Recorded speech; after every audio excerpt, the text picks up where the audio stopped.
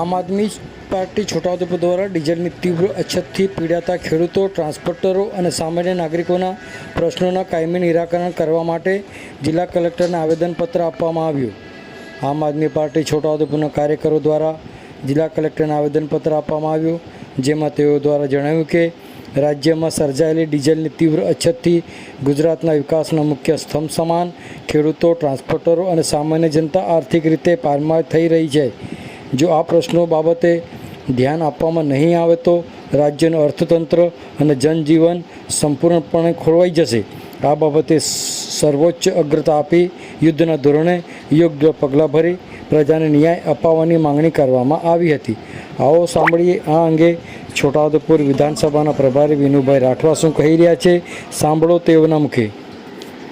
આજ રોજ છોટાઉદેપુર મુકામે માન્ય મુખ્યમંત્રી ગુજરાત રાજ્ય હસ્તક છોટાઉદેપુર માન્ય કલેક્ટર સાહેબશ્રીને આમ આદમી પાર્ટી દ્વારા આવેદનપત્ર પાઠવવામાં આવ્યું છે. ખાસ કરીને જે ગુજરાતની અંદર સમગ્ર ગુજરાતની અંદર આજે ડીઝલની અછત અને પેટ્રોલની અછતને લઈને આજે સમગ્ર છોટાઉદેપુર હોય ગુજરાત દરેક રાજ્યના જિલ્લાઓ તાલુકાઓની અંદર આજે જે રીતના ખેડૂતોને ડીઝલ મળવું જોઈએ એ મળતું નથી અને ડીઝલની ખૂબ જ અછત છે અને ગેસના બાટલની પણ ખૂબ જ અછત છે.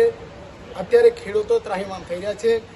અત્યારે ચોમાસું આવી રહ્યું છે તો લોકોને જે ખેડૂતોને ટ્રેક્ટરમાં ડીઝલ પૂરવા માટે પૂરતું ડીઝલ નથી મળતું. ખાલી 5 લીટર ડીઝલ આપવામાં આવે છે, એ પણ ટ્રેક્ટરને રૂબરૂ ત્યાં આપણે પેટ્રોલ પંપ બોલાવવામાં આવતો હોય તો આવવા જવામાં પૂરું થઈ જતું હોય એવી પરિસ્થિતિ, વિકટ પરિસ્થિતિ આ ગુજરાતની અંદર ગામડાઓની અંદર આજે થઈ રહી છે. તો ખેડૂતોને અન્યાય ન થાય એના માટે પૂરતી વ્યવસ્થા કરે સરકાર અને બધાને જે રીતના ડીઝલ અને પેટ્રોલ અને ગેસના બાટલ મળી રહે એ રીતની વ્યવસ્થા કરી અને નિરાકરણ જલ્દી લાવે. કેમ કે હાલનો સમય એટલો બધો કપરો સમય ચાલી રહ્યો છે. ગુજરાતની અંદર મોટી મોટી વાતો થાય છે. આજે સુશાસનની વાત કરનારી સરકાર આજે નિષ્ફળ થઈ રહી એવું અમને દેખાઈ રહ્યું છે. એના લઈને આજે આક્રોશભરી આજે આમ આદમી પાર્ટીના કાર્યકરો સૌ સાથે મળી આજે છોટાઉદેપુર મુકામે માન્ય કલેક્ટર સાહેબશ્રીને આજે આવેદન પાઠવ્યું છે. ખેડૂતોને પૂરતા પ્રમાણમાં ડીઝલ નહીં મળે તો આમ આદમી પાર્ટી શું કરશે?